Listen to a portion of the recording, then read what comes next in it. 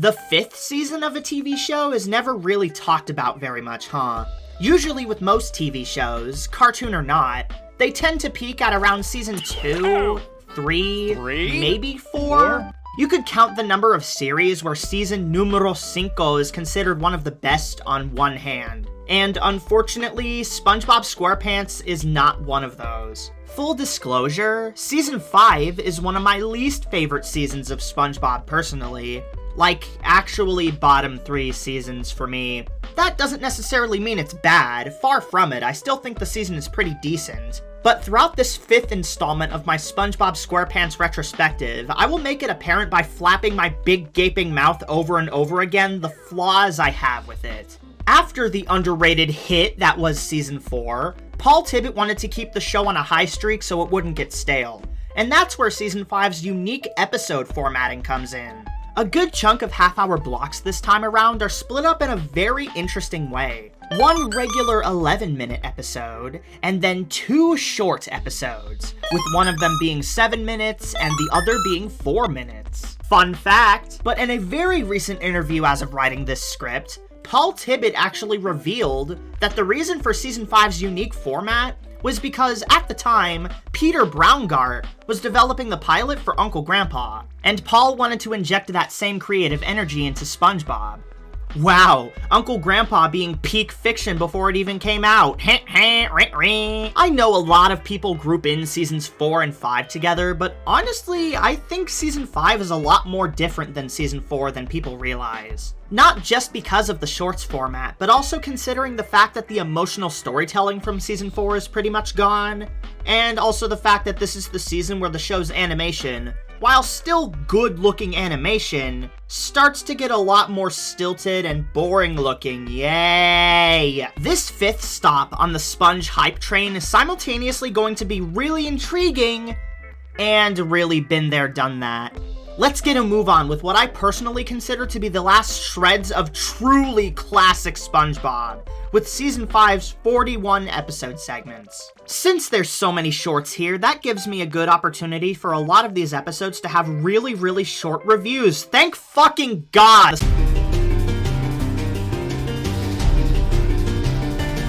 Well, it was nice having credibility while it lasted. Season 5's premiere wasn't just big, it was explosively huge! A character lore dump episode in SpongeBob SquarePants? And it's the backstory of how Krabs and Plankton became bitter rivals? That's unheard of! This special is a fan favorite as well, so I'm sure I'll love it just as much. It's fine.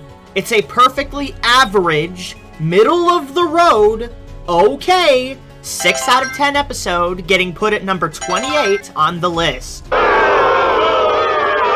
Yeah, I saw that coming. I'm sorry, guys, but for the first and hopefully only time ever, I'm just not buying into the hype for this one. It treats itself as this massively crucial character study for Mr. Krabs and Plankton, and I do actually like how the seeds for this story were planted back in season 4, but nothing about friend or foe particularly feels big and grand.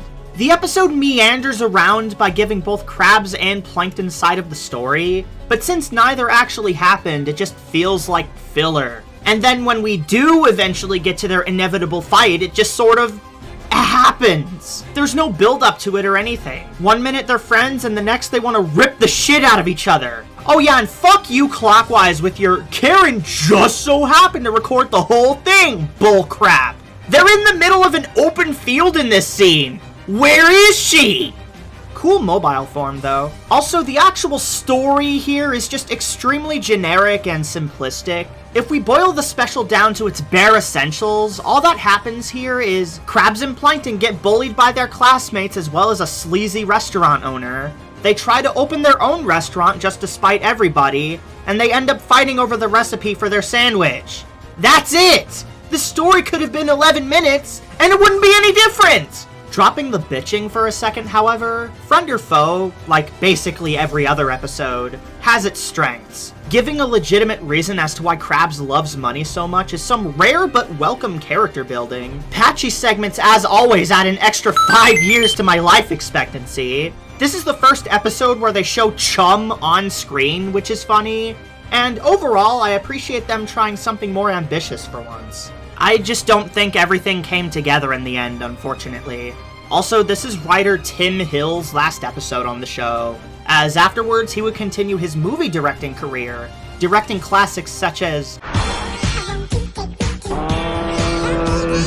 I'm really special. What are you doing? Jelly beans? So you talk and you poop candy. What the scallop?!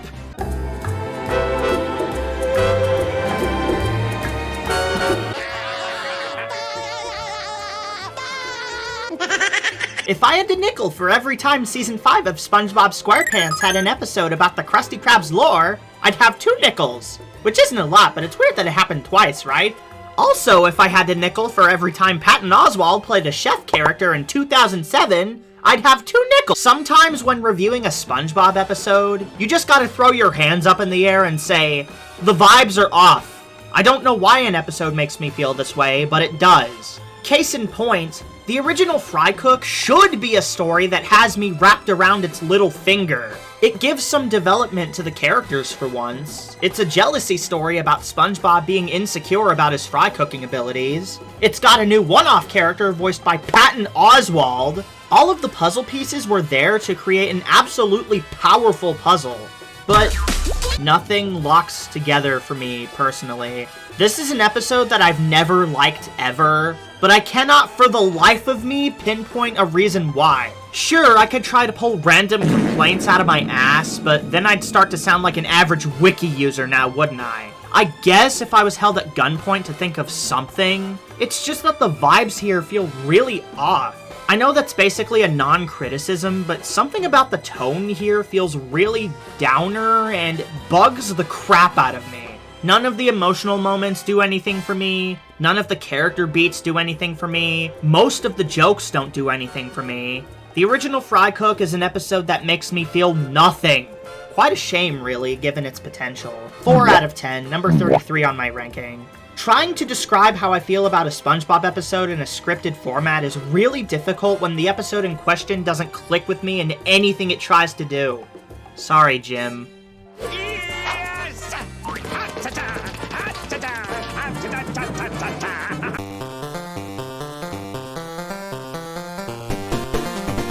I remember my first nightlight. It was one of Mickey Mouse riding in a red car, with the source of light being the headlights. With any luck, that thing is dead and buried right now. Lo and behold, nobody's favorite Season 5 episode. It sure does exist, alright. Allow me to shed some light on the situation. The episode gets off to a decent enough start, and then the crew realized that they only had enough material to fill up 70% of the episode, so they shoehorned Mermaid Man and Barnacle Boy into the plot. Barnacle Boy gets like 2 lines! They don't even do anything! There's also a random Mark Hamill voice role? Hey! Dicks! Dick! I thought the top 10 biggest problems with modern SpongeBob were things like the character derailment and the mean-spiritedness. Not wasted celebrity cameos! This is a weirdly recurring issue in Season 5, by the way. I have no clue why. The episode abandons its initial premise by the 3rd act like a mother abandoning her child at an orphanage. Makes you think that this should have just been another short in this season filled with shorts. Nightlight exists. 6 Nightlights out of 10, number 25 on my 25. List. Here are a couple of Luke's wacky facts. Nightlight was originally supposed to be a Season 4 episode, hence why Chris Mitchell is one of the writers. But since Best Day Ever was finished early, both episodes switched places. This is also the first episode where SpongeBob sleeps in his iconic turquoise-colored pajamas instead of sleeping in his underwear. Isn't that enlightening?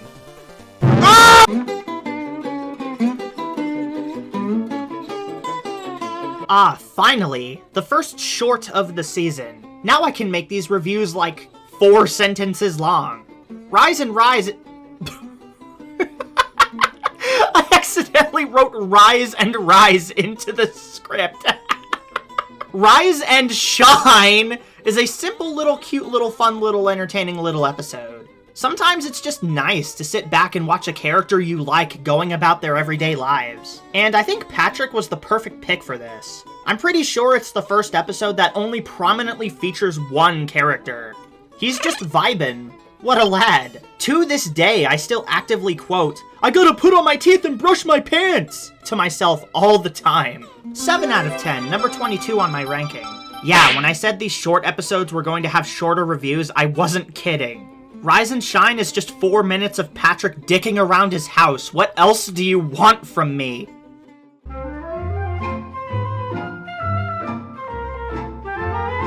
Yeah, more like, I'm waiting for something funny to happen. Actually, no, that "you broke it" scene got a good laugh out of me. SpongeBob? I waited so long.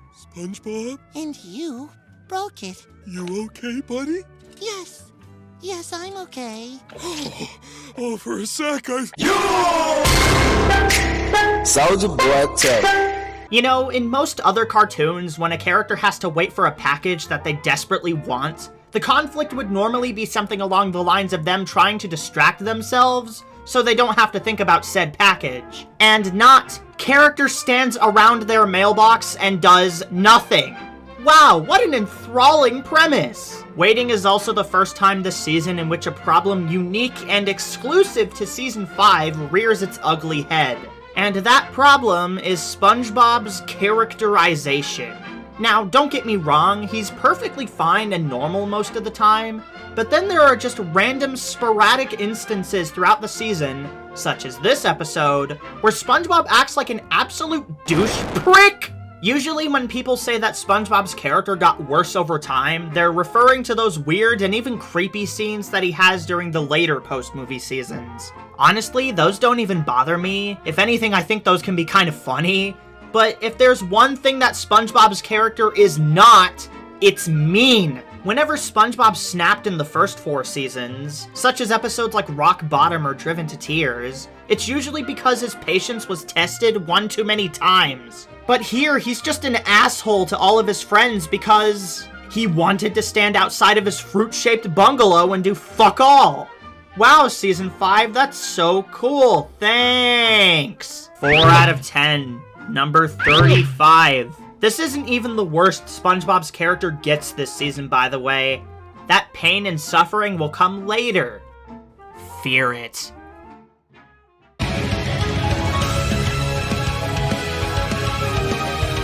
Hey Lamp Dude, play Among Us twerk gif. Also guys, check this out. I present to you all new animations for every best and worst episode of the season. Animated by my friend Sean. Thanks Sean, love you. I want to kill myself out of 10. Number somebody please end me on the list. You know how people refer to things that they really, really like as peak fiction? Well, I've coined a new term that's basically the opposite of that. Poop fiction. Fungus Among Us is poop fiction. It's just abhorrently disgusting and grotesquely unpleasant, and no, that's pretty much it. In terms of animation, I like to think that I'm not super easy to gross out. I mean, hell, Ren and Stimpy is one of my favorite cartoons of all time, but this is just sick. The fungus that makes its home on the bodies of all the Bikini Bottomites looks like a combination of vomit and snot. Two things that always gross me out no matter what medium they're in. As you can imagine, seeing our favorite underwater friends continuously itch and scratch this putrid, neon green ooze that slowly but surely spreads all over the Krusty Krab, gets into the fucking food, having it squirt out pus, and then seeing Gary eat it! Alright, well, having copious amounts of gut-wrenching gross out is one thing, but maybe the writing is good. No! Shut up! The writing is also bad. Boy howdy, I sure do find it amusing that the fungus spreads around the Krusty Krab, and none of these dead-eyed fish seem to notice until the plot needs them to notice! Never before have I seen a SpongeBob episode so rancid and uncomfortable that it can peel the paint off of your walls just by looking at it funny. I recognize that gross out humor is purely subjective, and whatever grosses you out personally is going to vary from person to person, but Fungus Among Us genuinely makes me so squeamish that I legitimately do not even want to look at the footage my editor is editing for this segment. If you have a problem with that, you can take it up with my complaint department. Also, this is the first SpongeBob episode to be worked on by new writer Richard Purcell, who previously worked on shows like Ren and Stimpy and Cow and Chicken. That explains a lot. I'm pretty sure this is the first episode in the show's history where the entire premise revolves around something gross out related to. That sure didn't do the post-movie era any favors. Gee, Season 5 is sure kind of off to a bad start so far. Let's hope the season improves later, he said, knowing the peak that immediately comes next. Hit it.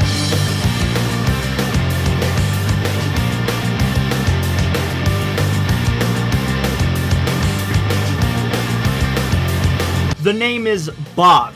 SpongeBob. Spy Buddies is the first and what I personally like to dub the holy trinity of Season 5. The other two, of course, being Krabs a la Mode and Roller Tower. A trilogy of episodes that are so beloved and revered by fans that they completely transcend any brain-dead complaints about the post-movie era.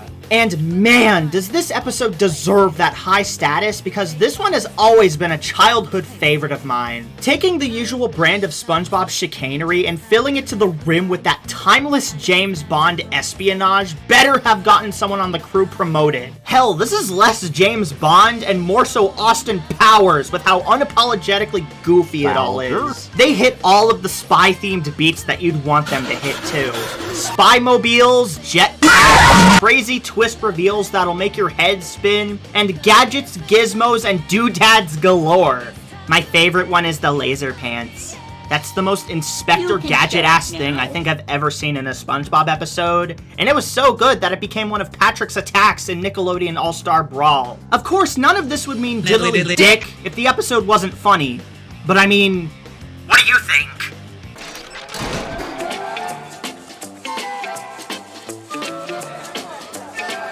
Brother, I hated the real version of this song. Yeah, I sure do love it whenever they play the fake version of a song. This is also one of my favorite examples ever of Krabs and Plankton's ancient-ass rivalry at work. Bros did Promised Neverland levels of 4D chess and Spy vs. Spy levels of collateral damage. Also, they could win a bet. Outstanding. 10 out of 10. Number 2 on my ranking. I mean, come on! They were so dedicated to the spy theme in this one that the episode's release year was 007! I need to actually watch the James Bond movies. There were probably so many references that went over my head. One of my favorite episodes ever. Period. Is it dark? Or have I put off my cataract surgery too long? No, Mr. Krabs. It's that time of the month. Merciful Neptune!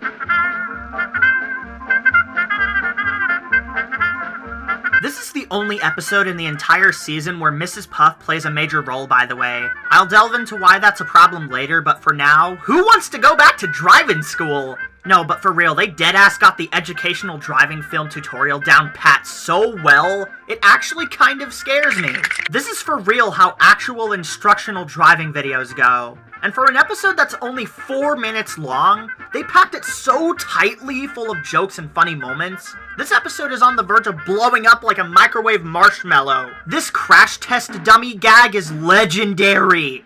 Oh yeah, and so is this one. 8 out of 10, number 18 on my list. This grandchild of Krusty Krab training video is great and all, but if anything, I wish it was longer. I crave more boat-themed violence and bloodshed against the turquoise-colored octopus. Maybe stay tuned for the Season 13 video.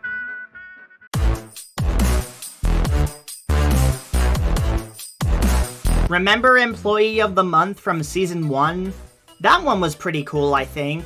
It was unique seeing SpongeBob and Squidward actually compete against each other for once. It made for a very memorable episode. I wouldn't mind the occasional instance of SpongeBob and Squidward gunning for each other's heads as long as they're both written well. Guess what good ol' Whatshisname doesn't do? A competition isn't very engaging if it's only one-sided, you monkey-brained chodes! Oh, but the funny thing about the funny guy is that he has a funny name. No! The funny thing here is the actual prize Squidward wins at the end. Him winning the brochure for the cruise ship instead of the actual vacation on the cruise ship is a great blue ball joke.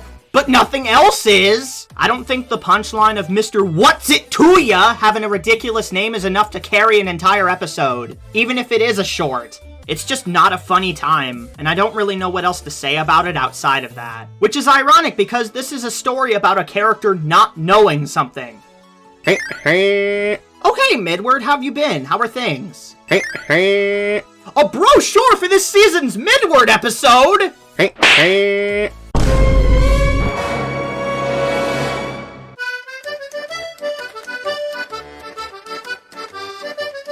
Alright, I'm just gonna say it. One of my biggest issues with Season 5 is the lack of variety. A majority of the episodes on display fall in one of three camps. SpongeBob and Patrick screwing around, some Krusty Krab story, Plankton trying to steal their formula, or some combination of the three.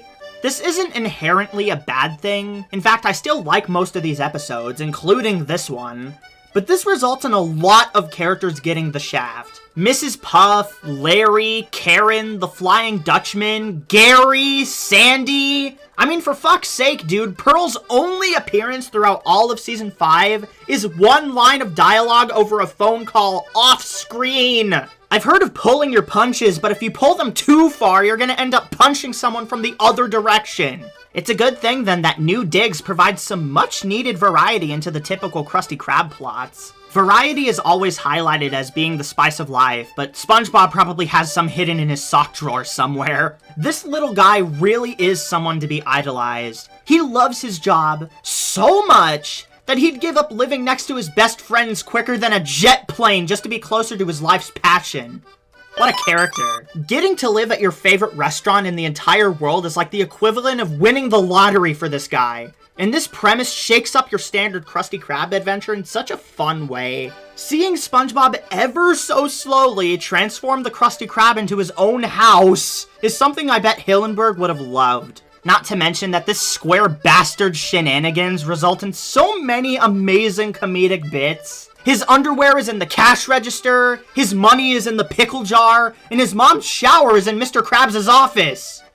Why is she showering at a fast food restaurant? The hell? As far as a rating goes, this one's an easy 9, getting put at number 8 on the ranking. SpongeBob can pull off a pretty mean drum solo, too. Look at him go!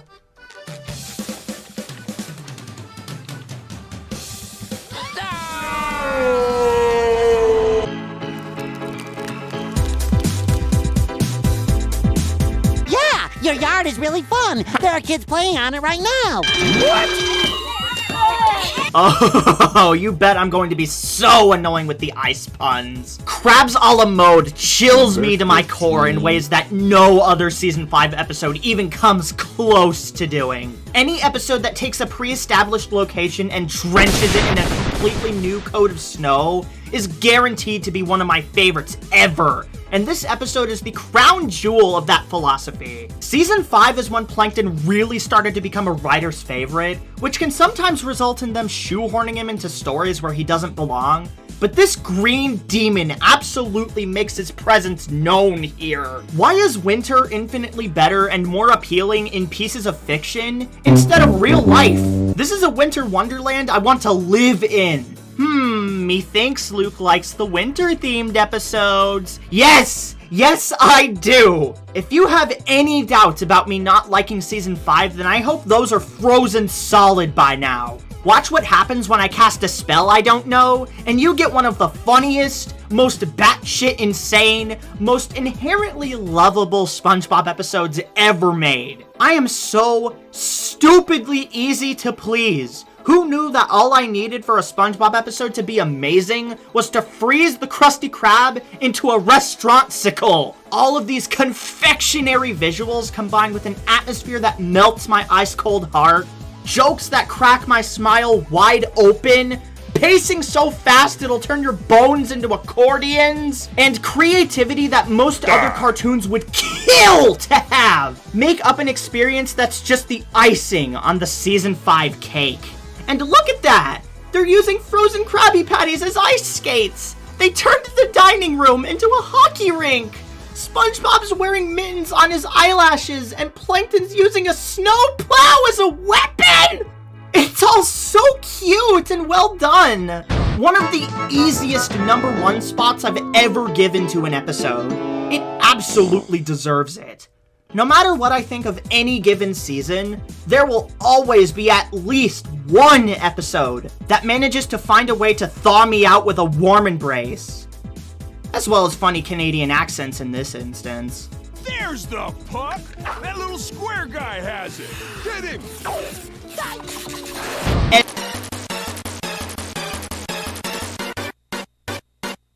I heard somebody wrote it and his shit fell out. Dude, I hope my shit falls out. Yeah, me too!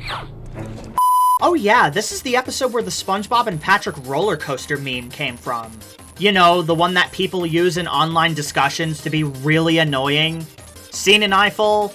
Good, moving on. Looks like the gloves are really coming off now. I always forget that the gap between Glove World's first and second appearances was this big. It was first shown off in Rock Bottom as nothing more than a backdrop for the very opening scene, and ever since it's become one of the most iconic recurring locations in the series, as well as my personal favorite. I've really gotta hand it to them. Every single Glove World episode is good. Every single one!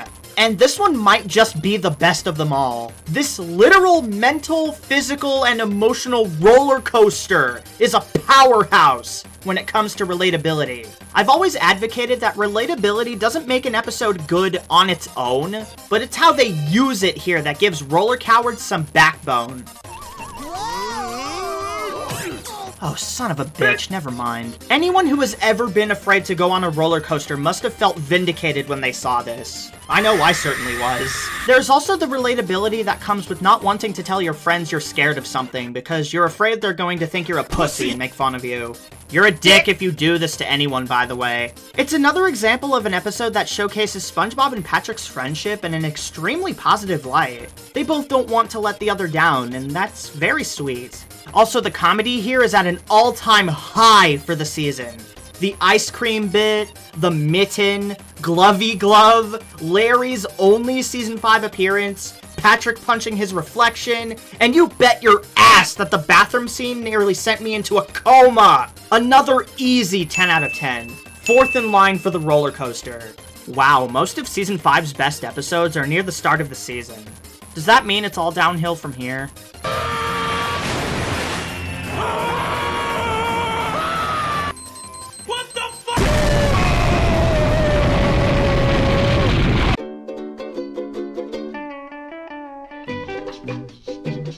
No, SpongeBob! Why would you put the red paintbrush in the blue paint bucket, you schmuck? You're going to ruin the color of the paint! No! Would you believe me if I said that this very tiny, minuscule detail was the only thing here that got a reaction out of me? Well, that, and exposition! God tier joke. See, a plot about Plankton tricking SpongeBob, Patrick, and even Squidward into painting the chum bucket for him sounds hilarious, actually. But unlike something like Wet Painters, Bucket Sweet Bucket is not laugh, didn't funny. And trust me, I hate to bring up the old negatively comparing something to a pre-movie episode argument, but I had no other choice. Also, most of the runtime is dedicated to Plankton trying to steal Durr formula. Again.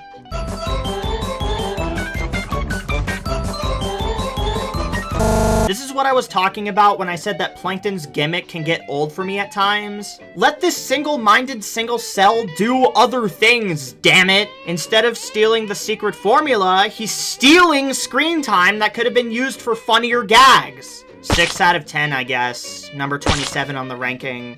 It's mid. Someone had a little too much fun drawing buff Plankton, though.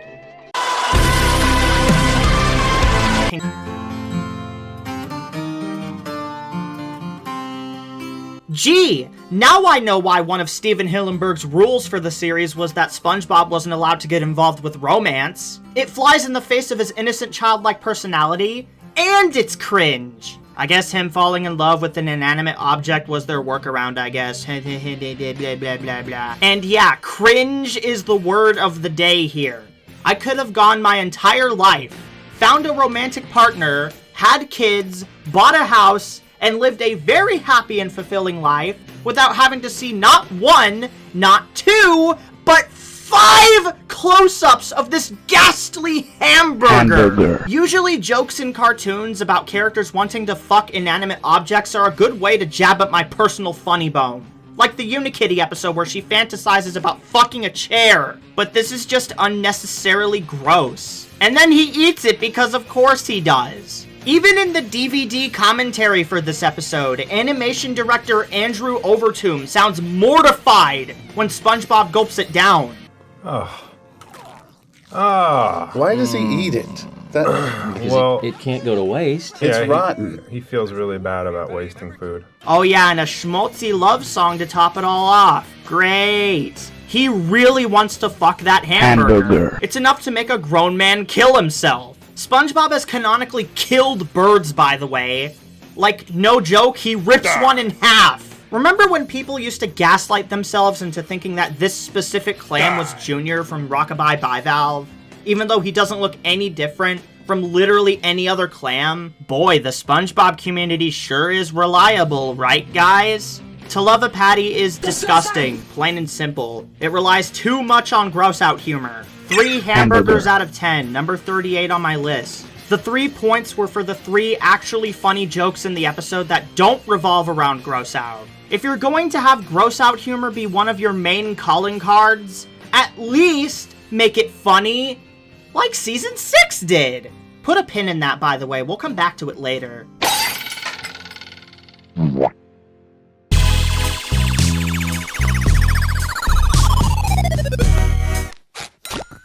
Do they have cute...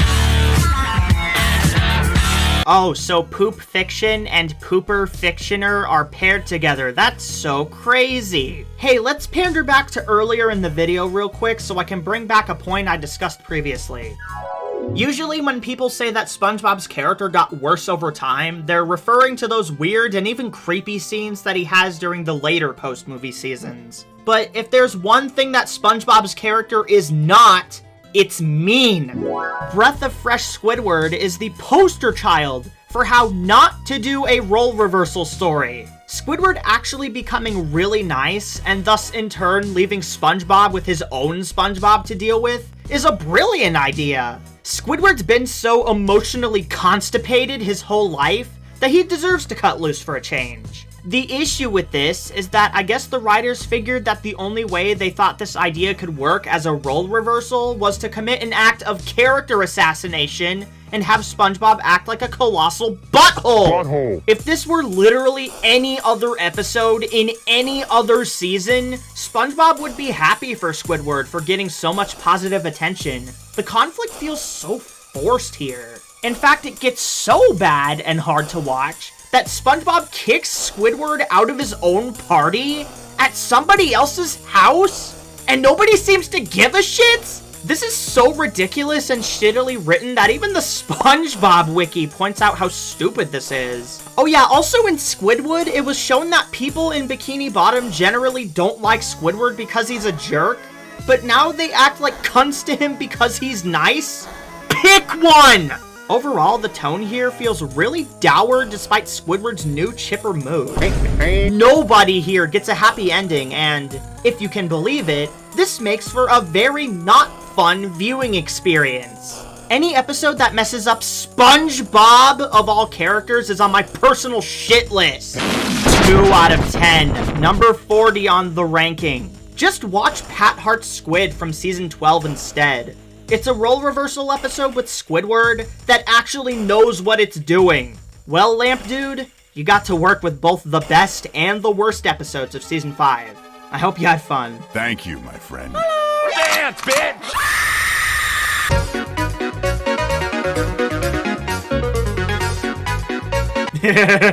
Pause on this frame. Now look at it for a few seconds. Anyways. Money! But in the post-movie era, the characters got Ned Flanderized because they only focus on one of their traits. Yeah, keep telling yourself that. Even though this is the same character who has previously enslaved an entire species for profit, scammed innocent children with an amusement park that could have killed them, and sold the soul of his best employee for 62 cents. But yeah, you keep telling yourself that Mr. Krabs is just now falling victim to seasonal rot. The appeal of his character isn't from him being a goody-goody snowflake like SpongeBob. The appeal of his character is actually the complete opposite. He's cartoonishly greedy, scheming, and obsessed with money, but still has a flexible enough personality to where he still has a heart of literal gold. What better way to show his obsession with money than befriending the entire concept of capitalism? He had to sell his soul to essentially the devil to achieve this, by the way, so that's just funny. Money Talks is an example of the new shorts format actually being kind of a detriment to Season 5. There's clearly more episode they wanted to tell, but it just kind of freezes in its tracks at the 7-minute mark. Kinda glad they abandoned this format after Season 5, to be honest. Still, what we got here is pretty good. Mr. Krabs' song, the Princess Corndog diaper gag, and of course the Flying Dutchman's only role in Season 5 are all highlights. $7 out of 10, number 19 on the list.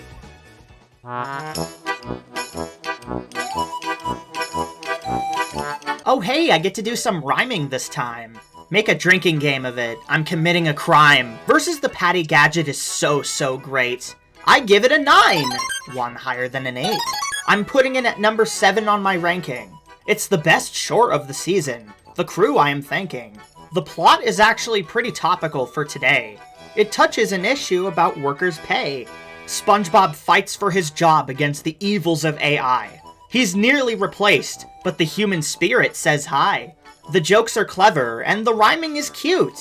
Any bitches who say otherwise should just stay on mute.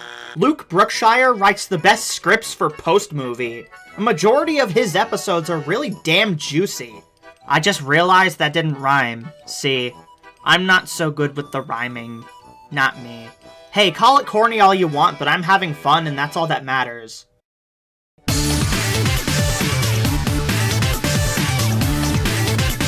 You know, for an episode all about dancing, I am deeply disappointed that they didn't have a dance farty ending at the end.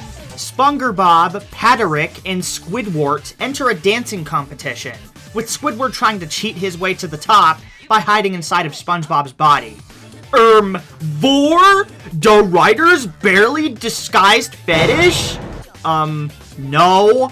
I'm so tired of seeing the stigma against cartoonists where if they include something that just so happens to be a little risque or weird, they're instantly branded as a creep and projecting their own fetishes. Have you ever considered the possibility that maybe, just maybe, animators include these things because they happen to find them funny?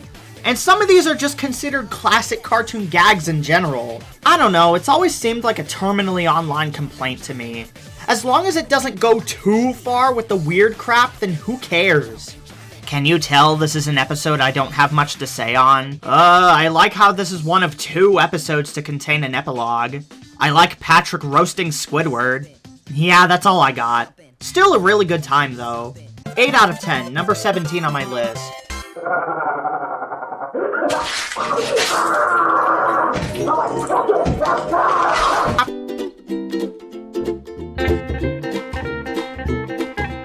Aaron Springer is back! Here, King, you dropped this. And Saberfart is here too? Okay, now this is epic. It's rare whenever pre-Patrick Show SpongeBob gets unapologetically meta, but I guess everyone has to open their third eye sooner or later. I'd argue that seasons 4, 5, and 6 were when SpongeBob was at its most popular, which is why there are so many guest stars up the ass, including Gene Shalit in this episode. Thank you, Bob. This week, I visited... You're welcome, Gene.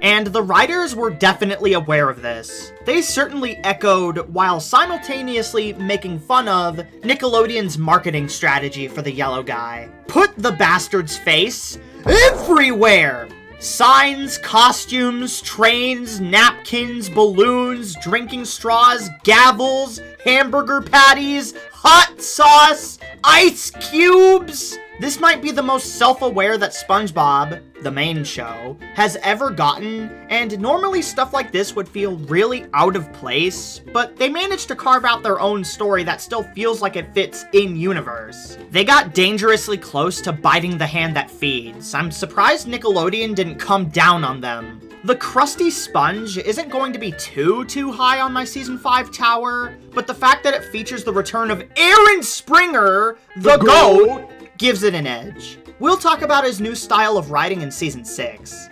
8 sponges out of Sponge, number 15 on the Sponge ranking.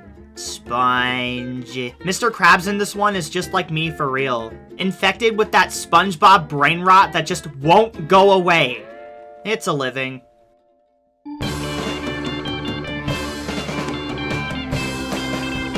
SpongeBob SquarePants, are you ready to rock?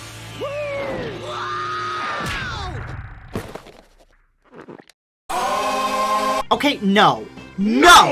What I said about Luke Brookshire in the SpongeBob vs. the Patty Gadget segment wasn't just a joke. He was one of the writers for not just Season 5's Holy Trinity, but this episode too? What an absolute chatterpillar. Patrick-centric episodes during the post-movie era overall were mixed at best, with some of them being the best in the show, as well as some of the worst in the show.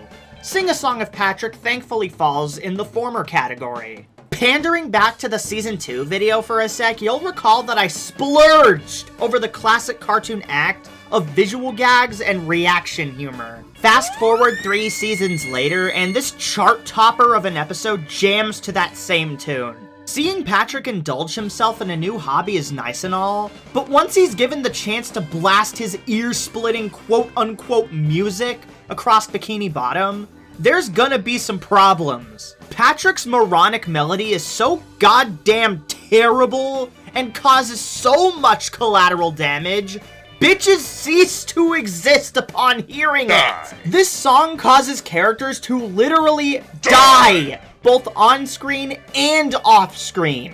Gee, I didn't know we were at an Ice Spice concert. There's reaction humor aplenty here, and all of it is enough to send me into a laughing fit. I don't think the episode is perfect. I mean, come on guys, you have to at least write an ending. But the song itself is so endearing that I just don't even care. 9 out of 10, and it's the 9th greatest hit of the season as well. The post-movie era may have its problems, but it's episodes like these that convince me that some of the people who hate this era have barely actually seen the episodes themselves.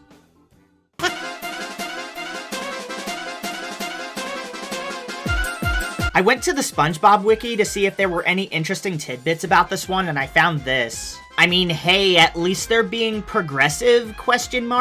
If you're wondering why I immediately made a beeline to the wiki for information, it's because I have nothing actually interesting to say about a Flea in Her Dome. I guess it's the only Sanderson-centric episode in Season 5? Sure, she appears in episodes like Atlantis SquarePantis and Whatever Happened to SpongeBob, but this is her only starring role this season. Rip Bozo, I guess. A Flea in Her Dome isn't the first episode with this issue, but I want to point out yet another overarching problem I have with Season 5. To put it simply, a metric ton of episodes this season, including this one, are just nothing burgers. They're just kinda boring, not much really happens. And not bad boring to the point of pissing me off, more so harmless boring.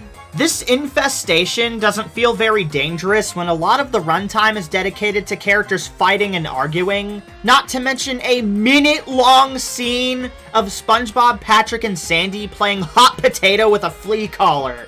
A couple fun visual gags are not enough to save what is otherwise another mid one. 5 out of 10, number 31 on the list. I mean, for fuck's sake, this is another episode that doesn't even have a proper ending. It just cuts to black in the middle of a scene and that's it. I think I'm noticing a pattern here. And hey, I didn't need to see a hyper-realistic cartoon flea giving birth on screen.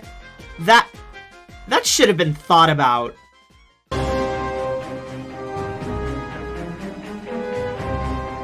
Inside you, there are 2 wolves. One that spells it as donuts, and the other that spells it as donut. For an era characterized by Patrick being both brainless and heartless, he thankfully has both of those things intact here. I always like stories that appeal to Patrick's heart and sympathy. See example, Patrick Smart Pants. And in fact, I just really like stories where a character does something bad and they have to live with the guilt as a result. Seeing a character slowly crumble under the pressure of guilt is one of my favorite ways to do a psychodrama. That one episode of The Simpsons where Bart shoplifts from a store, but soon has to live with the guilt after Marge finds out is one of my favorites. The Donut of Shame doesn't get nearly as serious though. I mean, this is an episode of a cartoon where a starfish hides a chocolate donut in his butt crack. There's a plethora of great jokes here too, my favorite being Patrick's non-existent attic. 8 donuts out of 10, number 14 on my ranking. That's a lot of donuts, fucking fat ass. Holy shit, The Simpsons predicted walking?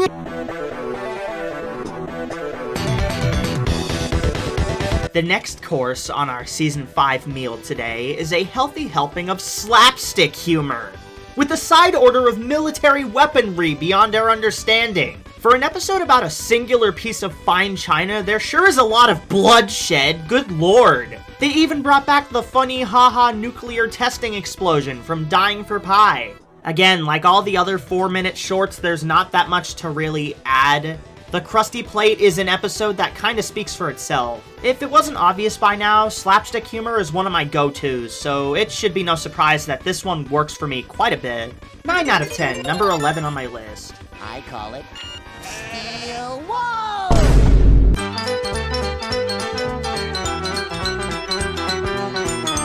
Guys!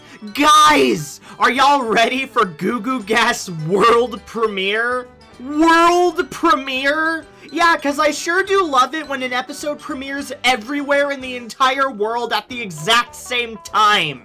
Goo Goo Gas's airing history is so shaky and convoluted that it'd make an earthquake blush. A majority of Season 5's episodes aired throughout the year of 2007, with the exceptions of Pest of the West and Whatever Happened to SpongeBob, which aired in 2008, and Goo Goo Gas, which aired in 2009. Huh? Unless I'm forgetting something really obvious, I'm pretty sure this episode holds the record of the longest gap between being finished and then finally airing on TV. This gap was so long that when it finally ended up airing, it aired alongside Season 7 episodes? Why? What was the point of holding it back so long?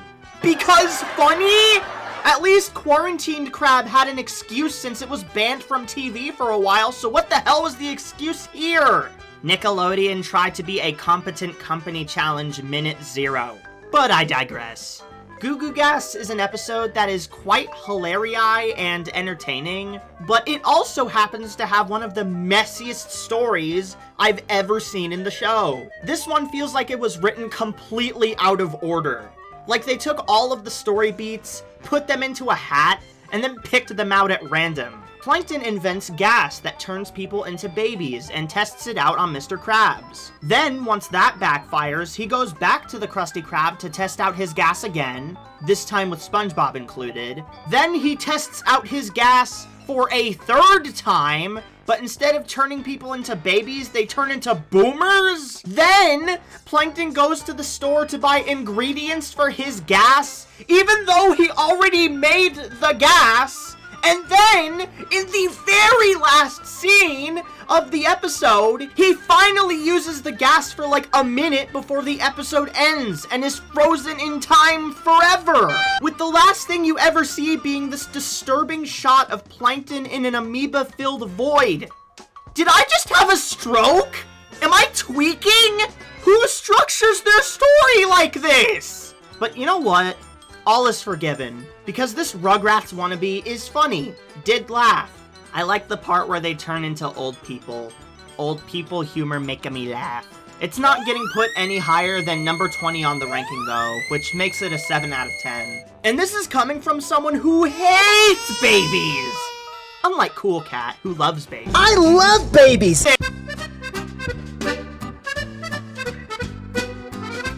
This is the SpongeBob episode of all time. You'd think an episode that makes fun of the French would be funny and entertaining, but it is neither of those two things. This is 11 minutes of animation that came and went, and nobody's life was changed. Lay Big Switch did not have a single impact on the universe as we know it. The closest thing to importance that this episode has is that it's Pearl's only appearance in Season 5. The house is full of burglars! Where she has only one line of dialogue, over a phone call, she's not even seen on screen. Apparently there were going to be scenes with her in Whatever Happened to SpongeBob and Band in Bikini Bottom, but those got cut. Womp womp. Gordon Ramsay's Hell's Kitchen, this is absolutely not. See, this is why French people ruin everything. You give them their own episode, and it's one of the most milquetoast, below average, 4 out of 10 ass episodes you could possibly get. Number 37 on the menu while we're on the subject. Speaking of French, it doesn't help that both of the new one-off characters are so forgettable and bland that they pretty much have interchangeable personalities. Les Schnucks sucks so much that even Jim is better than him. How are there even countries and regional accents in this world anyways? They're underwater!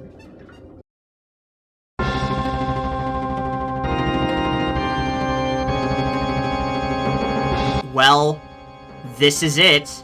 The biggest and loudest episode the show has ever done. And by extension, the biggest event the show has ever done.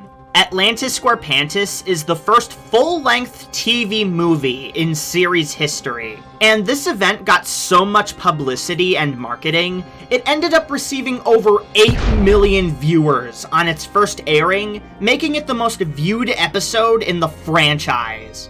Not only that, but there's a behind-the-scenes video on how the episode was made, tons of public production material, a stupid amount of tie-in merch including a DVD, a book, and even video games, and let's not forget the fact that David Bowie guest stars too! It is by all accounts the most money that Nickelodeon has ever pumped into any singular episode of the show, minus maybe Truth or Square. Is that enough preamble? You got all that information? Good, because the one thing they seemingly didn't pour all of that effort into is the writing of this damn thing. See, Atlantis SquarePantis has a reputation, and it's not a very good one. In fact, it is one of the most despised episodes in the SpongeBob universe, with several reviews across the internet of people ripping it apart. Some of this, I do think is justified. Let me explain. So many shows out there have episodes where the characters go to Atlantis. I think it's cemented itself as a piece of iconography in fiction for a long time now. But if there's any cartoon that could do this lost civilization full justice, it's the one where its entire identity revolves around an underwater setting. This TV movie had so much potential to actually live up to all the hype. They could have gone in so many exciting, mysterious, action-packed directions with this story. But instead, the product we ended up getting is the SpongeBob equivalent of a lame field trip museum tour. Most of the narrative is just the characters walking around hallways. Plankton is shoehorned into the gang for literally no reason other than forced conflict. And, oh yeah, here's something that the marketing never even tells you. This special is a musical! All of the characters get a chance to sing. Even Sandy, All of them, of course, except for David Bowie. You know, the musician. I know it's now confirmed that the reasoning for this is because he was cast late into production, as well as several other factors, but that still sucks. None of the songs are good while we're on that topic. I wouldn't really call any of them bad necessarily, except whenever Sandy starts yapping, but they're so unmemorable and I wouldn't listen to a single one of them on their own. Okay, so, wow. It sounds like the grand majority was right. Atlantis SquarePantis sounds terrible. Well, Not really. This special just kind of exists in the void. I can definitely appreciate all of the extra effort that went into this one. Plus, the patchy segments are great as always, with Back in Encino being the only good song here. And I really love whenever they actually shake up the visuals and art style in different scenes. This is certainly a very visually dynamic TV movie at least. It's also just one that I'm extremely mixed on at the same time, so 5 out of 10, number 30 on the list. It's very disappointing though, and even the crew acknowledges that this one was heavily rushed to appease Nickelodeon's marketing. It was Nickelodeon themselves that demanded this one be turned into a TV movie, by the way, as according to multiple crew members, this was originally going to be a regular 11-minute episode at first. Basically, the moral of the story here is that Nickelodeon sucks booty butt cheeks. A lot of the specials from around this time period of the show suffered greatly because of their crappy marketing.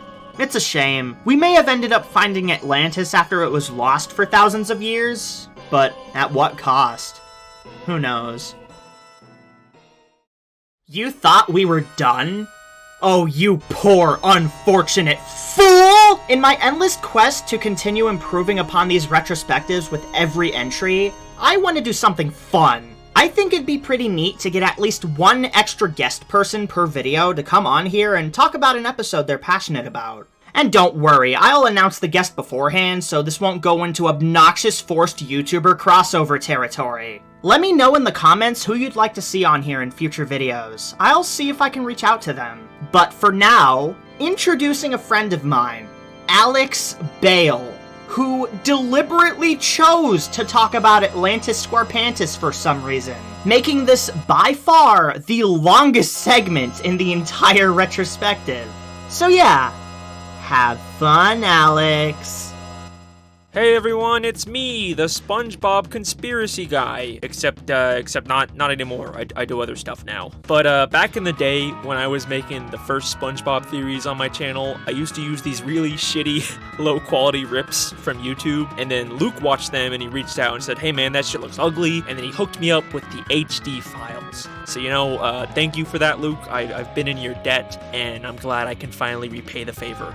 So Atlantis SquarePantis. I don't really have a unique hot take with this episode. It's very boring. All the songs suck. I like the patchy segments because of how weird they are. But because this episode is so long and so boring, it kind of forces me to make my own entertainment out of it. So instead of just watching the episode, I end up focusing on the tiny little background details and the weird lore implications. So instead of giving you a review, I'm just gonna list off some random thoughts I had while watching this episode. Here we go. Right off the bat, there's been a lot of different contradictory information about Atlantis throughout the show. Sometimes it's related to King Neptune or Poseidon, but here it's a lost city inhabited by aliens. But the very first reference to Atlantis in this show was in Sandy's rocket when SpongeBob is talking about aliens. There's evidence all around us.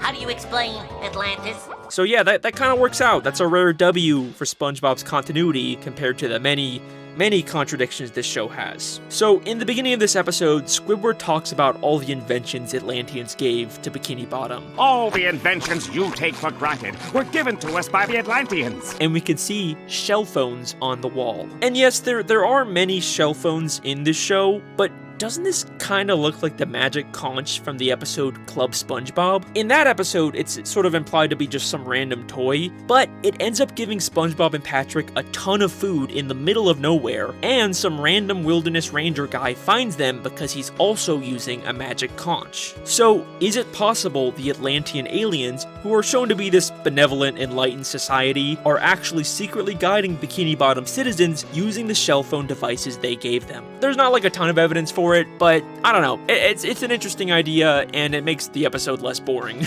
Okay, so this special is obviously supposed to be a big Willy Wonka parody. Both of them have a golden ticket to enter this new amazing place. LRH does the same fall that Gene Wilder does, and both are going on a tour from room to room and leaving a character behind at every stop. Now, in Willy Wonka, there's this implication that this is all secretly Willy Wonka's plan, and he knew someone would get left behind in every room. That's why the riverboat doesn't doesn't have enough seats for Augustus Gloop. It's like Willy Wonka knew that he would fall into the river. But what's really interesting is that we can also see this in Atlantis SquarePantis. In the science lab, there's only 4 seats, and each helmet is already designed to fit each character perfectly, which kind of implies that the Atlanteans knew they were coming and knew Mr. Krabs wouldn't want to leave the money room. What does this all mean? I don't really know. My headcanon is that if SpongeBob and Patrick didn't stop at the bubble room, they would have, like, passed the test and been given the keys to rule the Atlantis society. I don't know. It's fun. It's fun. It's whatever. I'm bored. Let me see. What else do we got? If we only knew the Jellian's weakness. Well, the only thing I know is that they can't stand mayonnaise. Artie, you know I don't like mayo! Oh my god, Patchy's an alien jellyfish. Alright, so here's the last thing I noticed. I've already mentioned in a video I made that the Atlanteans probably have some kind of connection to Neptune. They maybe even gave him his god powers. But is it possible that the Atlantean aliens also have some kind of connection to the alien dolphin from Sponge Out of Water? Apart from them both being advanced underwater aliens, we see a lot of depictions of dolphins in Atlantis. But the one that really caught my attention was this painting of dolphins in space next to Saturn, which is exactly what we see in the movie. So yeah, maybe they're buddies, maybe they're friends or something. I don't know. There's also a tiger there. That doesn't really connect to anything. But yeah, this episode sucks, it's really boring, but if you focus way too hard on the tiny details instead of just normally watching it, you can kinda make it fun. Thanks for the HD SpongeBob files, Luke. My debt has been paid. Goodbye!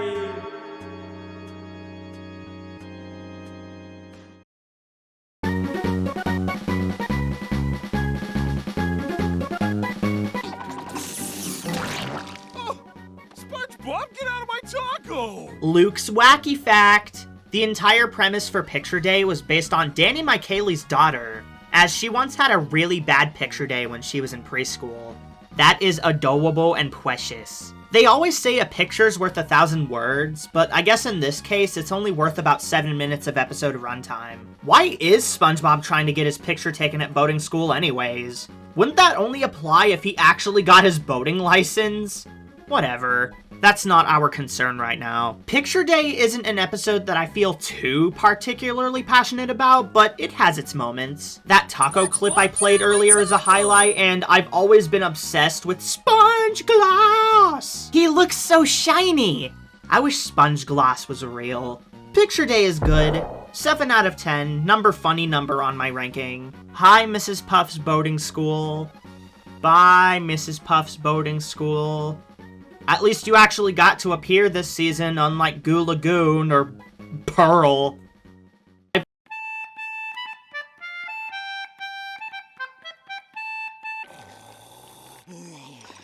Are you guys sure you want to know what happens in SpongeBob SquarePants Season 5, Episode 13B, Pat No Pay? Patrick orders a crap ton of food and does his best Kirby impression to wharf it down. He can't pay for it.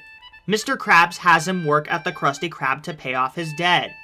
He screws up every single task. That's all, folks. It is about as lifeless and boring as it sounds.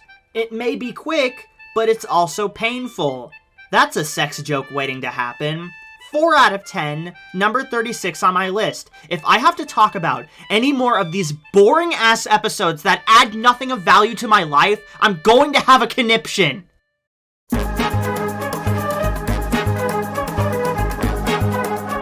Fuck. Let me make myself perfectly clear. That's better. A mystery does not work if you fuck up the ending. It is quite literally what an entire mystery should be building up to. If your twist falls flat, then you might as well kiss your career goodbye. This case of the missing Ma and Pa Sponge should be a great episode. We get to see more of SpongeBob's family life, and we get a cool new antagonist voiced by John DiMaggio? Okay, so how do they fuck it up? Oh, the narrative completely shits the bed once SpongeBob visits his uncle. Oh, Blackjack is tiny now for some reason. Okay, one question though. What? Are you daft? This is just dying for pie all over again. Yeah, I worship the SpongeBob episode called Blackjack, where the titular character only appears outside of flashbacks for the last 30 seconds.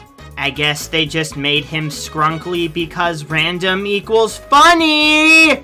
Instant story killer. Never do this. Oh yeah, and you bet that just like other episodes that take themselves too seriously and fail, this one doesn't even have any yucks to fall back on. Boo! 4 out of 10, number 34 on the ranking. Missed opportunity to have Blackjack voiced by Jack Black, though I guess that's more of a blessing in disguise since he missed out on being in a mediocre-ass episode.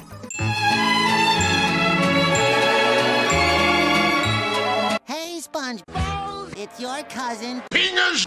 I just love sharing a cozy hot cup of... Then I go. Well, let's just say... This is a certified hood classic. Probably.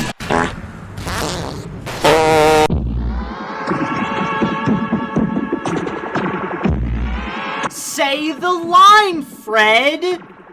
3?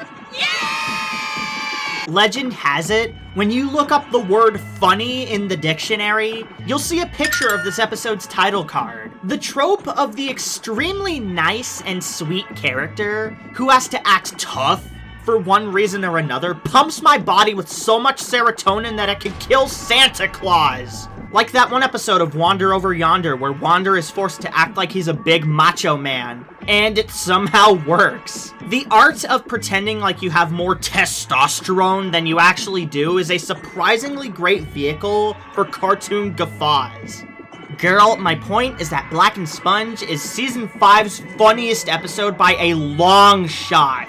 It is the perfect concoction of slapstick, dialogue humor, visual gags, absurdist jokes, and everything in between. This is one of the few times since the first movie where I'd argue that SpongeBob's character aligns exactly how it was in the early days. A really swell guy, but piss him off and all of your internal organs will be rearranged. Speaking of alignment, sometimes the gods of comedy will make the planets align in such a way where you get a specific scene that is so funny, your laugh alone could send you to Jupiter. He threw a giant tire. The animation, the sound effects, the timing, where did he even get a tire from? Play it again. He threw a giant tire. One more time. He threw a giant tire. This 3 seconds of animation alone makes Blackened Sponge an instant 10 out of 10. I hope people start talking about this one more. It's so good.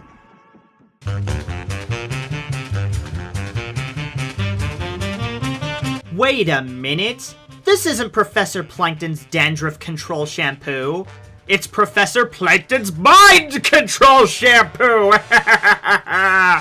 With conditioner. You know, with Plankton being a supervillain and these two Methuselahs being, well, the opposite of that, it was only a matter of time before these two opposing factions finally met. Even the Mermaid Man and Barnacle Boy episode of the season wasn't safe from the Krusty Krabification. Oh well. Membrane Mattress and Battery Bojangle versus Spinach Bowl is definitely in the upper tier of the superhero-themed episodes of the show, which isn't really saying much since most of them are. Seeing this mean green jelly bean crossover with characters he doesn't normally interact with is always fun. It leads to a lot of underrated moments like the aforementioned Professor Plankton bit, as well as Plankton beating the crap out of the Happy Meal box. Though, Plankton, Karen bought you a Krusty Krab meal. The food is right there. You could, just open the box and the formula would be yours.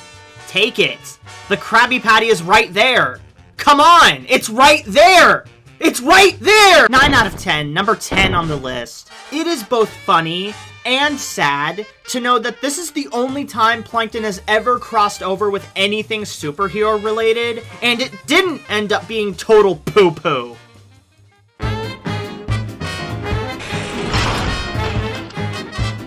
Camp? Like Camp Coral? Oh god, the apocalypse is finally happening! Oh, never mind. False alarm. We're not there yet. This isn't the first time that SpongeBob has been arrested, and spoilers, but it won't be the last. Here we get to see a spin on that golden SpongeBob formula that I brought up back in SpongeBob Meets the Strangler. Except here, the idiocy is multiplied by 2, and I mean that in the most affectionate way possible. That and the antagonistic force this time around is decked out in shades of green and brown. The prison warden in this episode is such a fun character. He's like having a conversation with a Swiss Army knife. Someone who could kick you in the balls so hard that they launch up into your skull. It also helps that he's one of the only guest stars this season who actually wasn't wasted. The guy who plays him, R. Lee Ermey, was actually in the military before. He gets lots of screen time, he's hilarious, and he's the sole reason this episode is as memorable as it is. 8 out of 10, number 16 on my ranking. The Inmates of Summer is actually one of 3 episodes in the show's history to be worked on by legendary artist and cartoonist Chris Riccardi. Rest in peace. The other 2 being 20,000 Patties Under the Sea and A Life in a Day from Season 6, which is an episode we will get to next time.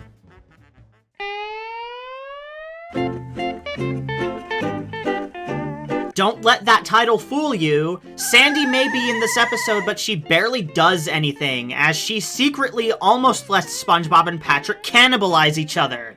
Crazy chipmunk bitch. How easily would you believe me if I brought up the fact that this is the 2nd out of 4 episodes throughout the series which revolves around characters getting lost in the woods? Oh wait, I'm sorry. 5 if you count the episode of Camp Coral where Patrick and Squidward get lost in the woods together.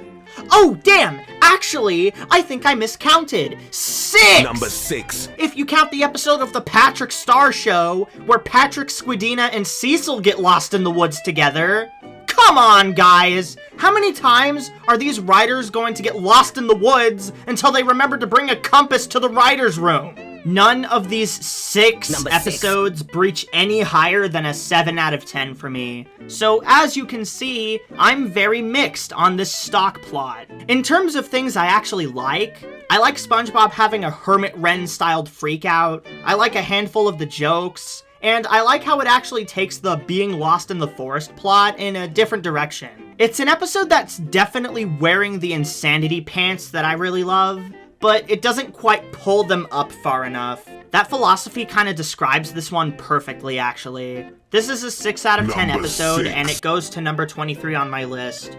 But it's a very high 6, bordering on a 7. To Save a Squirrel is on the cusp of being good, but it just falls short. Maybe have a more creative premise next time, and then we'll talk.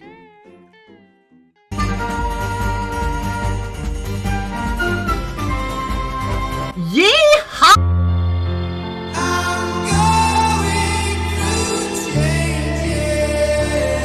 I am not doing the entire review like this, fuck off. In another attempt by Season 5 to completely uproot SpongeBob's family tree, we're taken back in time via cartoon cliche. A very widely done cartoon cliche. To see how one of SpongeBob's ancestors saved an entire town from the tyranny of someone who's only like 2 inches tall. Admittedly, they kinda run with all of the Western cliches that you'd expect. New guy is hastily declared the sheriff, there's an evil outlaw terrorizing the town who needs to be stopped, and the antagonist and the protagonist have a Wild West-style duel at high noon. Okay, that last part is the only thing they actually subvert here, but it's really funny what they do with it. I wouldn't say there's as much going on here as Dunces and Dragons, but as far as Western stories go, it's still better than Back to the Future 3, Ayo! In terms of quality, it's pretty much smack dab in the middle of the masterpiece that is Dunces and Dragons and the boring as shit drag that is Ugg. So, an 8 out of 10, and number 13 on the ranking. There's not that much action and the story is cliche, but it makes up for that by just being very much charming and likable. And in the land of cowboys, sometimes a badge of honor is all you need. Plus, I live in Tennessee, so people speaking with these accents is something that I've just grown accustomed to. I'll be back at high noon to rub my victory in your face with a little dance. Uh-huh. What? Uh-huh. What? Gyat! Well, now I've got to watch the rest of this season! You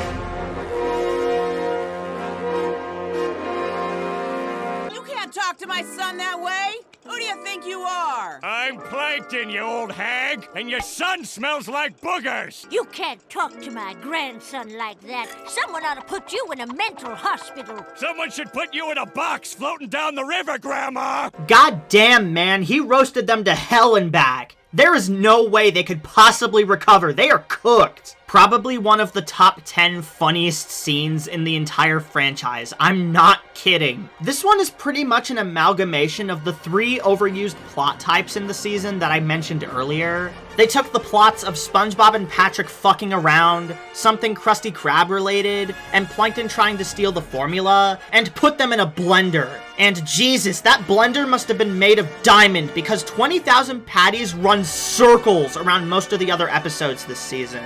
Really jarring reuse of Season 1 footage aside, I mean seriously, they thought no one would catch this? They went completely ham on the gags in this one, including one of the first examples I can think of where SpongeBob outright flirts with Squidward. I'm not usually into shipping culture, but this, I think I'm okay with this. 9 Chumwitches out of 10, number 6 on the list. It's just a really funny episode that was worked on by a few really funny people. For a cartoon that takes place underwater, I'm surprised that submarines aren't used more often on the show, let alone be used as a more common form of transportation. Also guys, watch this. Go Gadget Floating Register! Yeah, late season 5 is when animation errors start popping up left and right all over the place. Those poor bastards at Rough Draft Korea have it pretty harsh.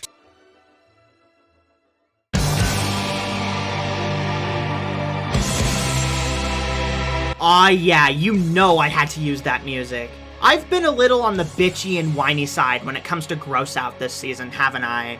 Well, no more. The Battle of Bikini Bottom is a contender for the best use of gross out humor out of any episode in the series. The thought of even trying to compare this to Fungus Among Us is laughable. Literally a coughing baby versus hydrogen bomb comparison. The crew took what they promised us in Snowball Effect, except replaced snow, ice, and frost with boogers, armpit hair, and germs. From start to finish, the whole runtime is stuffed with gags, jokes, comedy, bits, funnies, guffaws. I'm running out of synonyms here. Thesaurus, save me. And all of them are incredibly hilarious. Yes, even the booger-picking joke.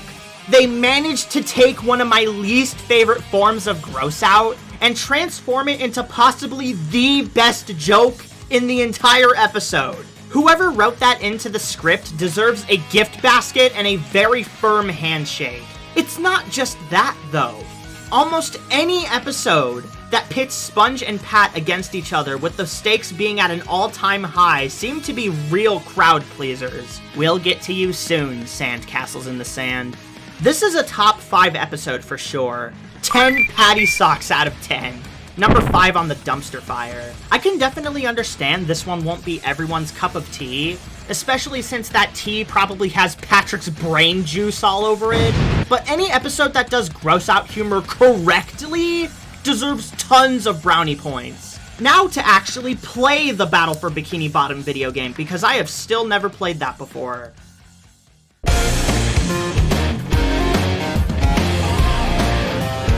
Remember when they actually made shorts to accompany the specials? You know, those nifty little bite-sized stories that usually come in bunches to help promote whatever marketing gimmick Nickelodeon felt like showing off that week?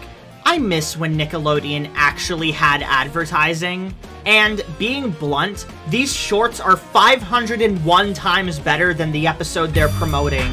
Because yeah, whatever happened to SpongeBob is ass. and not the good kind either. 2 out of 10, number 39 on my ranking. In fact, it's so ass, I don't even feel like reviewing it in the regular format. Because, I bumped my head and forgot how to do reviews properly. Is that how it works? I don't know. So instead, I'll be going down a bulleted list and name off the problems one by one. Trust me, there's a lot of them. 1. Most of the characters are horrible cunts. I guess Squidward isn't out of character, and even Mr. Krabs too, to an extent. But all of them seem to simultaneously snap at SpongeBob at the same time. As a result, this whole premise feels really forced, and without any actual emotional buildup from anybody, this whole story feels entirely weightless. B. Why does SpongeBob get amnesia? Not only does this have nothing to do with the initial premise, not only did they end up making an episode like this 5 seasons later anyway that's much better, but it is such a motivation killer. Now, SpongeBob has no reason for running away, he has no reason to move into a new town, he has no reason to become the mayor. This episode feels so aimless. Thanks a lot, pricks.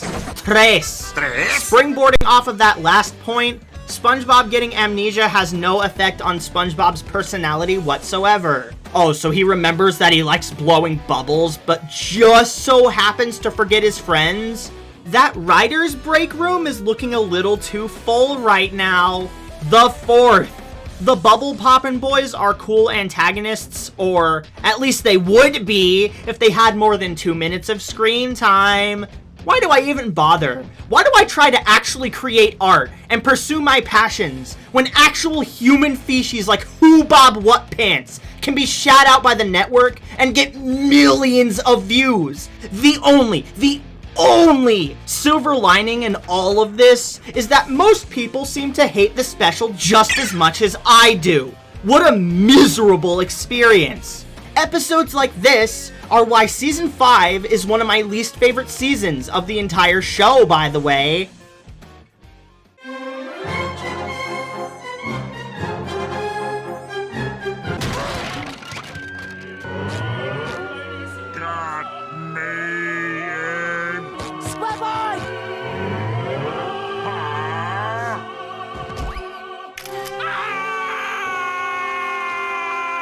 Hell yeah, it's the handsome Squidward meme.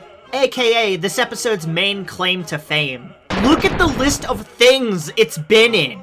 I wasn't expecting the most popular post-movie meme to be Squidward accompanied with opera music, but I'll take what I can get. Sexy sea creatures aside, this 11 minutes of content that handsome Squidward just so happens to be attached to is thankfully really good. We've seen Squidward achieve his dreams when it comes to moving away from SpongeBob and Patrick, but what about his dreams of people actually liking him? Turns out, everyone in Bikini Bottom is extremely superficial. This is why I don't want to become a celebrity myself. Just want to be left alone. I like how even Squidward gets tired of all the constant attention after a while. That's just hilarious karma, but also a nice message about how you shouldn't try to chase unattainable standards of beauty that the media constantly tries to shove down our throats because it creates an endless cycle of not thinking you're good enough and trying to better yourself to the extreme, whereas the true key to happiness in this regard is the journey to fitness rather than the destination, and I think this is a lesson that pieces of media should teach more. Wait, what was I talking about? The Two Faces of Squidward is a really fun episode, and I mean that in the least two-faced way possible. High 8 out of 10, number 12 on my list. This is also the only episode in the entire show to be worked on by the absolute lad, Charlie Bean. He's previously worked on shows like Dexter's Laboratory, The Powerpuff Girls, Samurai Jack, etc. I wonder what Charlie Bean is doing at this very particular moment in time.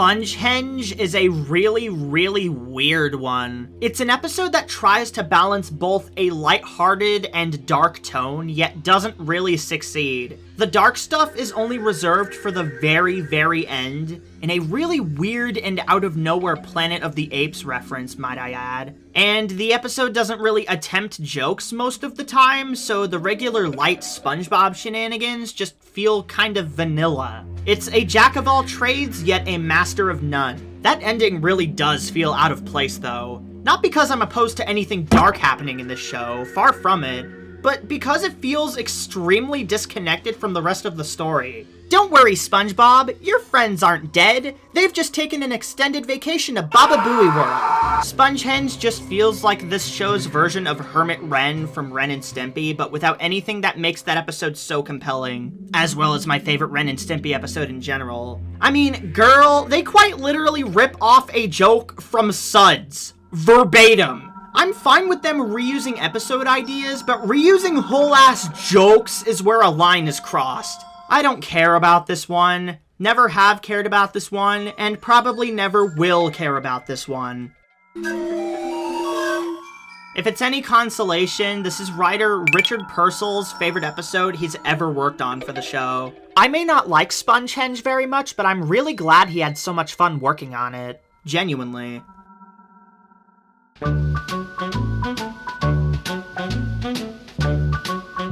You know what Season 5 hasn't had enough of? Godforsaken Krusty Krab episodes. I love Krusty Krab episodes. It's not like half of this season has been loaded with these or anything. I love the lack of variety. I love being Krusty. Wow, Season 5 sure has an extremely mediocre selection of one-off characters. And Mrs. Bitch over here sure doesn't change that.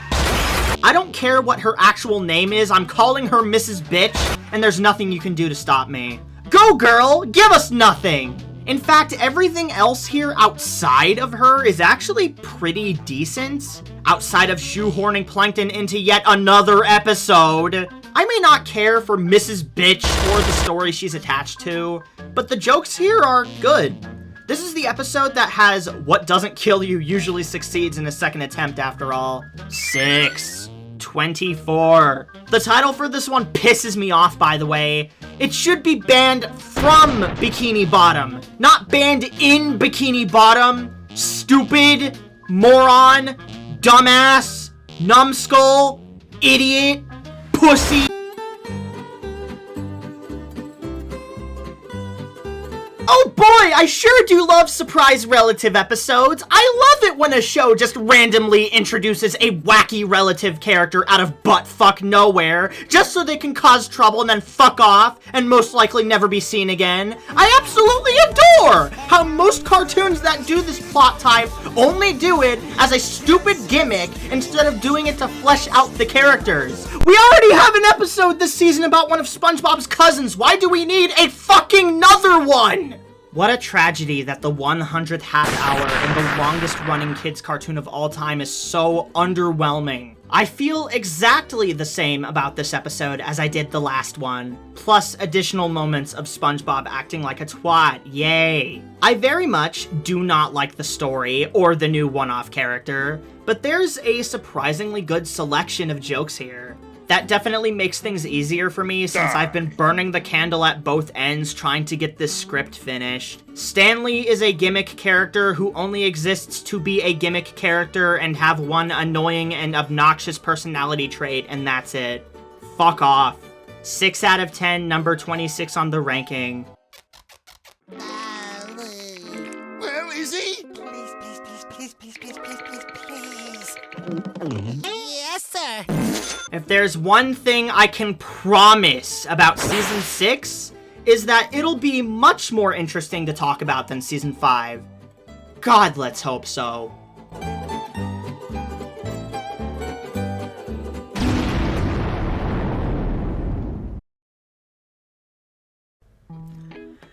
Alright, it is about 11 in the morning as of recording this. I just woke up about an hour ago to record this ending segment for the Season 5 video. As always, I hope everyone enjoyed it. I think out of every video in this retrospective so far, I think this is the one with the absolute most amount of effort put into it. And this time with this ending segment, I don't really feel I need to summarize my thoughts on Season 5. I feel as though I did a pretty good job summarizing my thoughts over and over again throughout the video. Basically, TLDR, I think the season is, like, decent, like, still good SpongeBob content overall, but, I think it's the weakest season of the show so far, and one of my least favorite seasons in general. I think this is where a lot of the problems, with the post-movie era kind of started, unlike what people want to say, where it's like, oh, it immediately fell off. Like, no, it didn't. And also, I just want to reiterate this again, just in case people take my videos way too seriously. With my SpongeBob retrospective, I'm literally only making these because it's fun. I'm only making these because it's fun, as a hobby, like a side thing. So, don't take my opinions too seriously. I know there are going to be some people who will probably bitch about all of my snarky jabs at people who don't like the post-movie era or don't like anything after the first movie or whatever. Those are all jokes. For the most part, I'm not really trying to convince people to like any seasons or dislike any seasons. I'm just projecting my opinion in a, fun, snarky little way, so please don't take that too seriously. Also, I want to there are a lot of people I want to thank for this video, in particular, since I think out of every video in the retrospective so far, this one has had the most outside help. Obviously, I want to thank my thumbnail artist, Roy.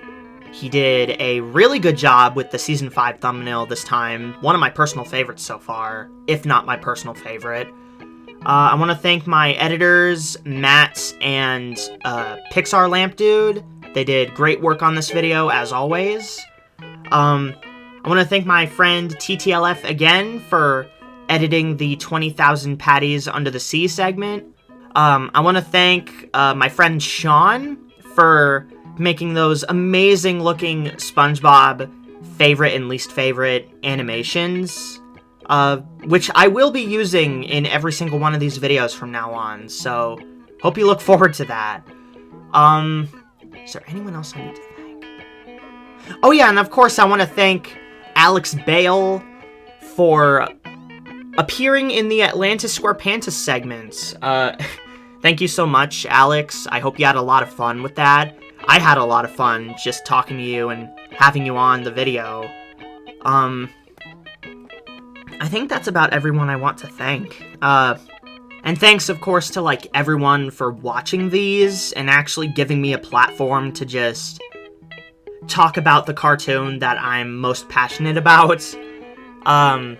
In terms of, ranking these seasons so far, which I know I haven't actually done, but in terms of, ranking the season so far from worst to best, for me, in my opinion, it would probably go 5, 2, 1, 4, and then 3. And 3 and 4 are pretty close as well, so that's how I would rank them so far. I might keep up with the rankings as these retrospectives go on. I might not. Just depends on how I feel, I guess. And one last thing before I go. If you thought this Season 5 retrospective was controversial, because I feel like it's going to be controversial for quite a few people, but if you thought this video was controversial, you have not seen shit yet. So, stay tuned for the Season 6 video.